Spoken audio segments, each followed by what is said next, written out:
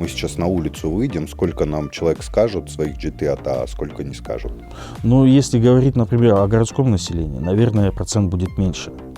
Если говорить о регионах, то знания достаточно высокие.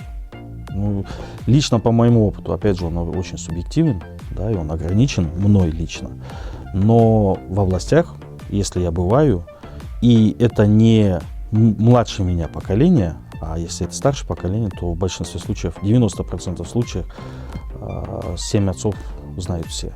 В Бишкеке, в городах крупных, ну, происходит глобализация, интересов у молодежи очень много, да, поэтому не всегда они знают. Но проект побуждает людей к тому, чтобы люди все-таки нашли, да, свои корни, узнали свои GTA.